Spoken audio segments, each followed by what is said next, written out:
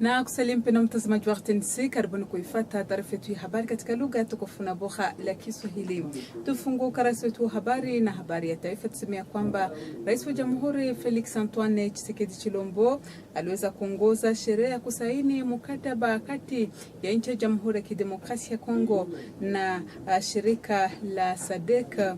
Ni kwamba mkataba huo unahusu kuweza kutuma majeshi ya SADC mashariki mwa Jamhuri ya Kidemokrasia ya Kongo kwa ajili ya kuweza kuunga jeshi la taifa FARDC mkono katika kuwasaka wa makundi ya wapiganaji wa M23 wanaombisha usalama katika mashariki mwa Jamhuri ya Kidemokrasia ya Kongo. Rais Felix Antoine Tshisekedi Tshilombo amependelea kuona makundi hayo ama maskari hao wa SADC waweze kufika mashariki mwa Jamhuri ya Kidemokrasia ya Kongo ili kutizama jinsi ya kuleta ukimya katika eneo hilo la mashariki la Jamhuri ya Kidemokrasia ya Kongo ambalo mara kwa mara la shambuliwa na waasi ambao wanakuwa basi wakileta vurugu na wasu wengine ni wapiganaji wa M23 wanaungwa mkono na nchi ya Rwanda. Tutoke mjini Kinshasa turudi hapa jimboni Kivu ya Kusini, hasa tarafani Uvira, ambapo waziri wa taifa anayehusika na maendeleo vijijini huyu basi aliweza kutizama nguzo na vifaa vingine kwa ajili ya kuweza kuweka moto wa umeme katika eneo hilo la jimbo la Kivu ya Kusini. Waziri anayehusika na waziri anayehusika na maendeleo vijijini alisindikizwa na waziri mwenzi anayehusika na mlimo. Mengi katika ripoti ya mwenzetu Pascal Minyi Masimangu. Waziri nchini husika na maendeleo vijijini Bwana François Robota alitembelea nafasi ambako kunawekwa vifaa vitakavyotumiwa na shirika la SNEL kwa ajili ya kuboresha moto wa umeme Paluvungi siku ya 4 tarehe 16 Novemba.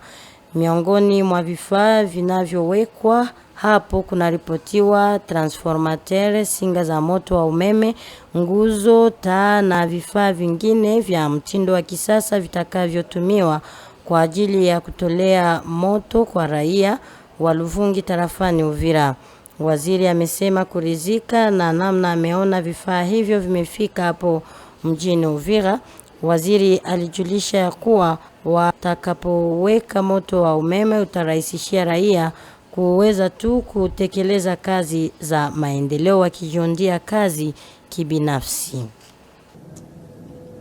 Tuzungumzie sheria katika taarifa yetu ya habari. Tusemea kwamba watetezi na hao wanasheria wa jimbo la Kivu ya Kusini wanaendelea na mafunzo yao ambayo yaandaliwa na Baho ya hapa jimboni Kivu ya Kusini kwa lengo tu la kutaka kuwafunza watu hao kuhusu mbinu za kuweza kuendesha vizuri kazi yao ya utetezi na kuweza kuboresha sheria jimboni Kivu ya Kusini. Ripoti ya mwenzetu Lidi Mapendo na Rosette Lusegila. Kikao cha kutapanya sheria nyipya kuhusu kupiganisha mapato haramu ama bandia kinaandaliwa na kitengo cha taifa husika na utafiti wa pesa SENAREF kwa kifupi. Hao wakitokea ndani ya mji Kinshasa.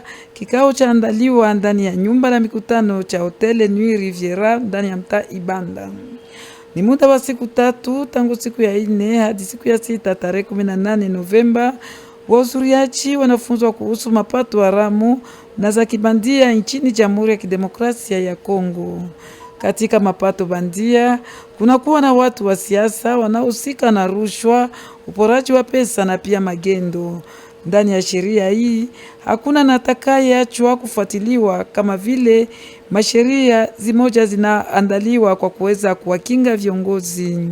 Mkutanoni wameomba kuinua na kuongeza uhusiano bora kati ya uratibu wa taifa na mashirika husika, kuunga mkono uhusiano kati ya vitengo husika na kukongoa mapato ya serikali, pia kushimika uratibu kati ya wanaohusika na kupiganisha rushwa. Utume hii toka mji Kinshasa iliweza kuongozwa naye akiwa ni hakimu mkuu hapo mjini Kinshasa, aliweza kusindikizwa naye ni Procureur General Mulongoi Kasongo Jean ambaye anaongoza timu ya Senaref, yeye kama vile makamo wa Senaref.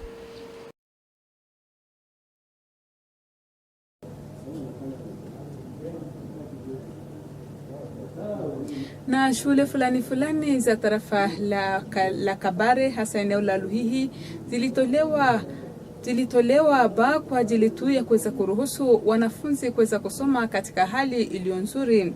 Sherehe hiyo iliendeshwa na ujumbe uliotoka kwenye ofisi ya rais kwa lengo tu la kutaka kuboresha maadibisho jimboni Kivu Kusini. Mengi katika ripoti ya mwenzetu Jean-Claude Mwimuzi. Imeendelea siku ya 5 tarehe 17 mwezi Novemba operesheni kubwa ya kutolea mashule ya usikayo katika groupement ya Luhihi na Miti tarafani Kabare vifaa mbalimbali ambavyo vitatumiwa kwa ajili ya ukarabati wa mashule hayo ambayo yalipoteza paa kufuatia upepo mkali uliovuma siku za nyuma na kuharibu paa za mashule hayo. Operesheni ya hii siku ya 5 tarehe 17 ilihusu kutolea masomo hayo mabati ama manjanja pamoja na misomari ambavyo vitatumiwa kwa ajili ya kukarabati hayo mashule.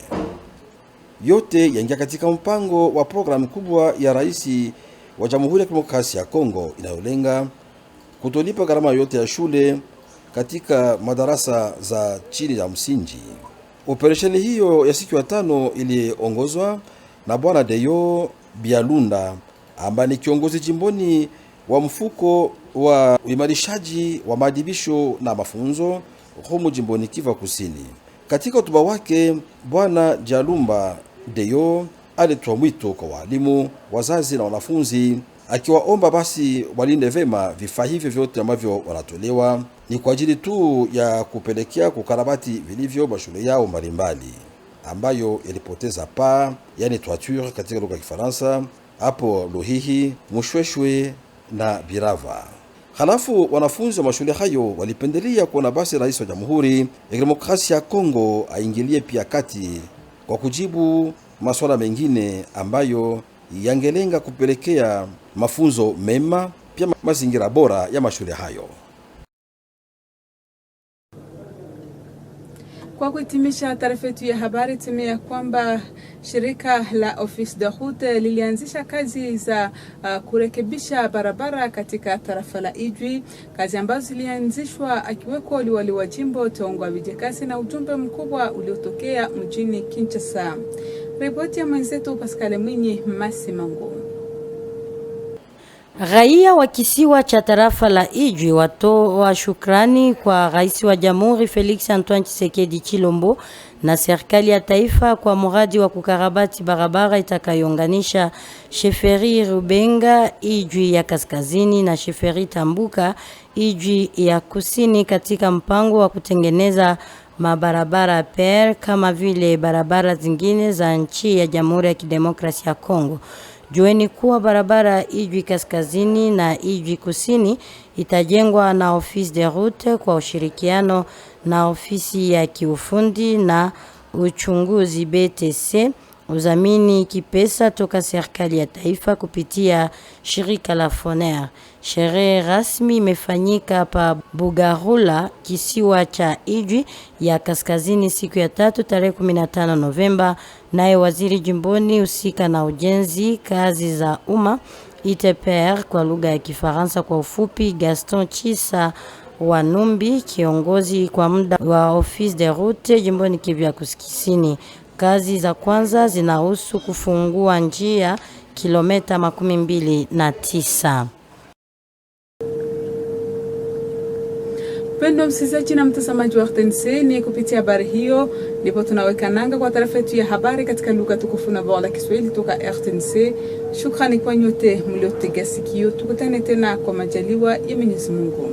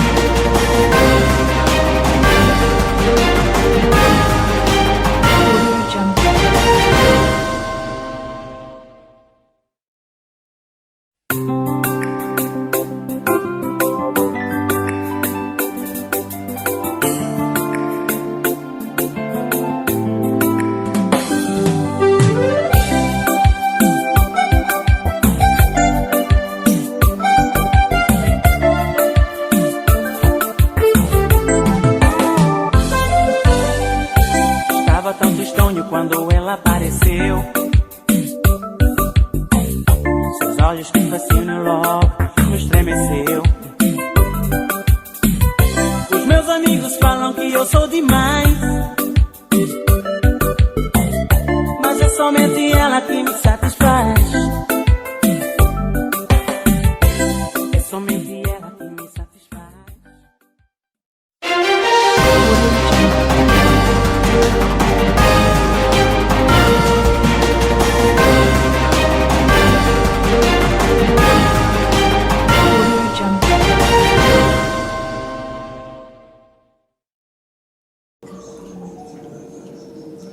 Heureuse de vous retrouver devant vos postes téléviseurs en train de suivre ce journal dont voici les détails. Félix Antoine Tshisekedi Tshilombo, William Ruto et Yoweri Museveni en visioconférence pour une réunion sur la gestion de la crise sécuritaire à l'est de la République démocratique du Congo. Suivez les détails dans ces commentaires. C'est un échange voulu de consultation qui a réuni les 3 chefs d'État concernés par la gestion de la crise sécuritaire à l'est de la République démocratique du Congo. William Ruto du Kenya, Yoweri Kaguta Museveni de l'Ouganda et Félix Antoine Tshisekedi Tshilombo de la République démocratique du Congo se sont concertés par visioconférence. Il s'agit d'un échange normal au titre de consultations régulières que le président de la République a souvent avec ses collègues de la région qui sont concernés par la gestion de la crise sécuritaire que nous connaissons à l'est de notre pays. Donc, le président Museveni, il a même des troupes là-bas. Le président Ruto, il a aussi des troupes là-bas. Donc, c'est une consultation normale. Les chefs d'État se consultent. Donc, il n'y a pas déclaration, recommandation, décision. Non, ils s'échangent des idées et puis on avance. Et juste après cette tripartite virtuelle, le président de la République, Félix Antoine Tshisekedi Tshilombo, a présidé en présentiel la cérémonie de signature de l'accord de statut de la force de la SADC qui va se déployer prochainement dans l'est de la RDC. Un acte fondamental d'engagement qui définit les modalités de déploiement des forces de la SADC en appui aux forces armées de la République démocratique du Congo afin de combattre les groupes armés encore actifs dans cette partie du pays. Rappelez-vous qu'au mois de mai de cette année, les chefs d'État de la SADC ont décidé de déployer une force régionale pour marquer la contribution de la SADC aux côtés des forces armées de la RDC pour mettre fin à la crise sécuritaire à l'Est, particulièrement bouter hors de notre pays tous les agresseurs et neutraliser le soi-disant M23. Par la suite, au mois d'août, on a continué la discussion, on a arrêté le budget et tout ce qui doit accompagner.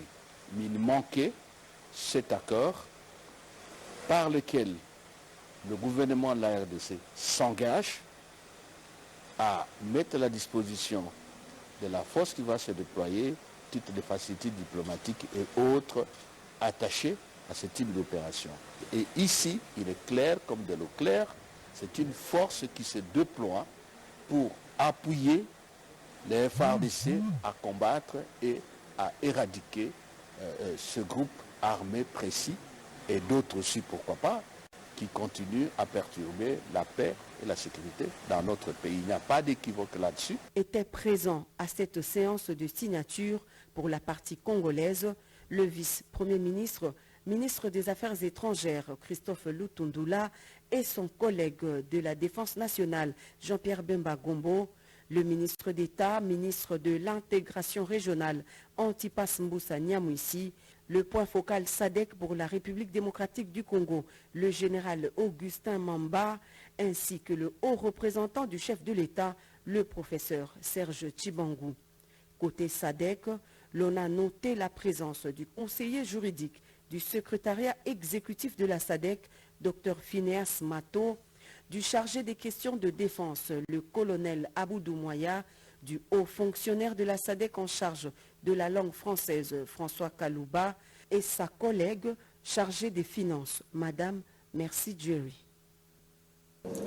Retour au Sud Kivu où la délégation gouvernementale a inspecté les activités menées par ses partenaires le Picagel dans la plaine de la Ruzizi en territoire d'Uvira. Regardez ces images et plus par Pascal Mouni Massimango.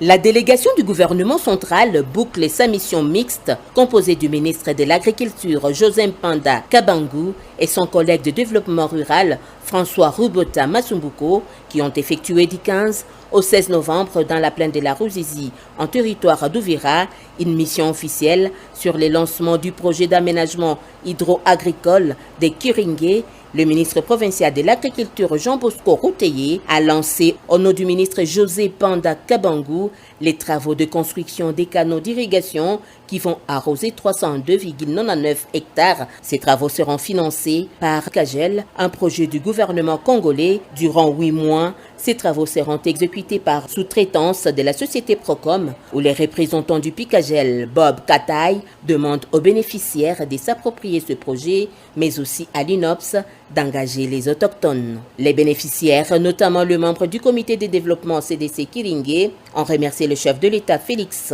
Antoine Tshisekedi Tshilombo. La mission s'est clôturée par la distribution symbolique de 12 tonnes de semences produites par l'Institut international d'agriculture tropicale ITA et BAB dans le cadre de l'agenda des transformations agricoles ATA aux 800 ménages de petits agriculteurs de la plaine de la Ruzizi. Il faudrait que la population, les paysans, saisissent l'opportunité de la présence de tous ces équipements ici, de l'accompagnement du gouvernement congolais pour que cette activité d'encadrement des paysans, que les paysans soient un jour, d'une façon ou d'une autre, autonomes. La délégation a visité les stands des bénéficiaires du Picagel qui ont exposé le produit issu des unités de transformation mises à leur disposition par le projet. L'on pouvait y trouver de produits laitiers, des veaux issus des inséminations artificielles, du riz nyangé, mais aussi des boutures saines de manioc, des tubercules, ainsi que la farine de manioc de haute qualité produite par le bénéficiaire du Picagel, encadré par ITA à la satisfaction de l'ami Bachigale, chef des stations ITA dans le territoire d'Uvira. Nous sommes d'abord contents qu'ils viennent palper du doigt ce que nous sommes en train de faire dans le cadre des projets Picagel et les projets ATA. Et en même temps, ils ont lancé la campagne agricole en distribuant symboliquement des semences à quelques bénéficiaires. Dans les différents stands, ils ont visité des réalisations et nous, particulièrement comme ITA, nous leur avons présenté ce que nous sommes en train de faire avec les jeunes brigadiers de Ali et aussi ce que nous sommes en train de faire comme ITA dans la chaîne de valeur manioc et maïs. Comme pour le manioc, nous produisons partie de la semence jusqu'au tubercule et aussi en transformant pour avoir des produits dérivés du manioc avec aussi la farine de haute qualité qui est panifiable. En même temps, il y a un encadrement des jeunes dans l'agribusiness que l'ITA est en train de faire. Les visiteurs, nos visiteurs de marque ont eu aussi à voir cela et à palper du doigt ce que ces jeunes sont en train de faire, aussi sur la mécanisation. L'autre aspect de l'actualité, c'est la cellule nationale des renseignements financiers, SENAREF en sigle, qui a organisé du 16 au 18 novembre un atelier de vulgarisation de la loi portant lutte contre les blanchiments des capitaux, le financement du terrorisme en République démocratique du Congo. Les détails dans ses commentaires. Vulgariser la loi portant lutte contre le blanchiment des capitaux et le financement des terroristes et financement de la prolifération des armes de destruction massive promulguée par le chef de l'État le 27 décembre 2022, c'est parmi les objectifs de l'atelier qu'organise la cellule nationale des renseignements financiers, SENAREF en sigle. Question aussi de la dissémination des résultats de l'évaluation nationale des risques en matière de blanchiment d'argent dans tous les secteurs. Dans ce mot de circonstance, Le procureur général Jean Moulongo Ikasongo, assistant du secrétaire exécutif de la CNRF, a indiqué que la nouvelle loi vulgarisée a été longuement réclamée par les organisations internationales qui luttent contre le blanchiment des capitaux au monde et la RDC vient de réaliser son adoption et sa promulgation. Le procureur général Jean Moulongo Ikasongo parle des innovations de cette nouvelle loi comparativement à l'ancienne. Plusieurs innovations qui a été développée pour les participants tout à l'heure. Le résultat attendu, c'est que tout le monde comprenne que la lutte contre le blanchiment des capitaux est une affaire nationale. Ce n'est pas une affaire de la CNRF. Parce que le pays s'est retrouvé inclus dans la liste grise de Gafi. Et pour en sortir, c'est un effort national pour d'abord réaliser tout ce que les Gafi nous demandent de faire par rapport à leurs résultats immédiats. Donc on doit mobiliser toutes les forces. C'est pour cela qu'on vient vulgariser cette loi, que cette loi soit intériorisée par chacun des acteurs de la vie nationale pour que la lutte contre le blanchiment des capitaux soit une lutte totale contre le crime organisé.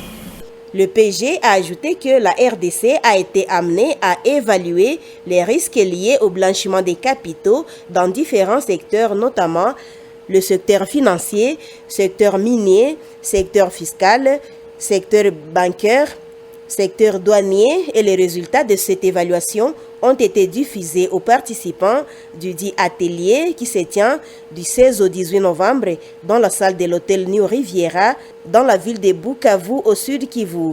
Le blanchiment des capitaux mais aussi le financement des terroristes sont des fléaux qu'il faut bannir dans notre pays afin que ces derniers aient une économie performante, a conclu l'assistant du secrétaire exécutif de la CNRF, Jean Moulongo Ikasongo. Pour votre gouverne, la nouvelle loi vulgarisée a été initiée le 19 juillet 2004 et la CNRF, qui est un organe habilité pour mener des investigations sur l'origine des comptes, a été créée en 2008. Les participants sont en majorité les avocats du barreau de Bukavu et les consultants sont les experts de la CNRF venus de Kinshasa.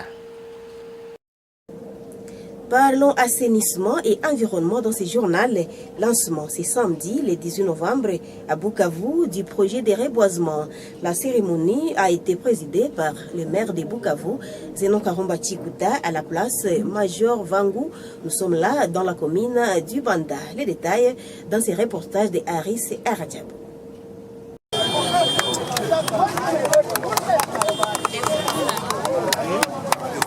Le maire de Bukavu, Zenon Karumba Chikuta, a lancé officiellement le projet de reboisement dans la ville.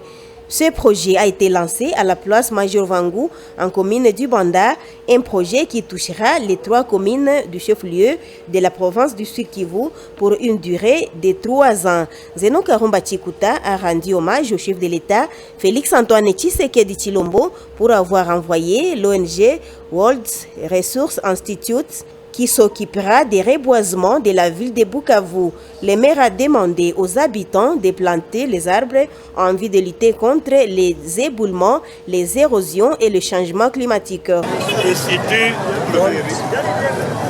de Veri inatusaidia kwa kuweza kupata tena Bukavu fleri. Na waomba populasi ya Bukavu watunge hii miti tunapanda muti waitunge sawa mali sawa oro yao, sababu kweli muti ni oro, ni utajiri wa nchi. Asante. Zenon Karumba Chikuta a dit aux vendeurs qui exercent leurs activités au rond-point Major Vangu, Essence et chez Kibonge de vider les lieux afin d'y repiquer la pelouse pour la modernisation de ces lieux en particulier et de la ville de Bukavu en général. Les habitants présents à la cérémonie du lancement du projet de reboisement ont bien accueilli cette opération. Le directeur national de l'ONG World Resource Institute, M. Eli Akizimwami, a été présent sur les lieux de la cérémonie. Infrastructure dans ce journal, les travaux de réhabilitation de la route reliant les chefferies Tambouka à celle des Rubenga dans les territoires d'Idjui ont été lancés cette semaine par le ministre provincial des infrastructures Gaston Sissa Wanumbe. Les détails avec Yvonna Pimba. La population insulaire d'Idjui remercie le président de la République, Félix-Antoine Tshisekedi Tshilombo, et le gouvernement central pour l'alignement de la route reliant la chefferie de Rubenga d'Idjui Nord à la chefferie d'Ntambuka d'Idjui Sud dans le programme d'entretien routier PR comme d'autres routes de la République démocratique du Congo. Désormais, la route d'Idjui Nord et du Sud subira l'entretien mécanisé par l'office de route sous la mission de contrôle du bureau technique des contrôles BTC avec les financements du gouvernement central à travers les FONER. La cérémonie du lancement officiel a eu lieu à Bougaroula et du Nord le mercredi 15 novembre par le ministre provincial des infrastructures, travaux publics et reconstruction ITPR, Gaston Sissa Wanumbe. Le directeur provincial ad intérim de l'office de route Sud-Kivu, Alain, a précisé la nature des travaux qui seront exécutés pour la première phase des 30% du montant reçu auprès d'IFONER dans les PR 2023 pour 29 km, notamment l'ouverture de la piste et suppression des bourbiers. Ce dernier a rendu hommage au président de la République, Félix-Antoine Tshisekedi Tshilombo, pour sa vision de réunifier la République démocratique du Congo par route, au gouverneur de province Théongwa Budjikasi pour se plaidoyer auprès des autorités, sans oublier son directeur général, Jano Kikangala, qui met en application la vision du chef de l'État en suivant à la loupe l'évolution des différents chantiers à travers la République. La réhabilitation de cette route permettra aux agriculteurs, opérateurs économiques des deux chefferies d'évacuer leurs produits vers les marchés et les ports. Signalons que dans la chefferie d'Ntambuka, sous financement du gouvernement provincial que dirige le gouverneur Théongwa Budjikasi, il y a des travaux en cours d'exécution à la satisfaction de la population.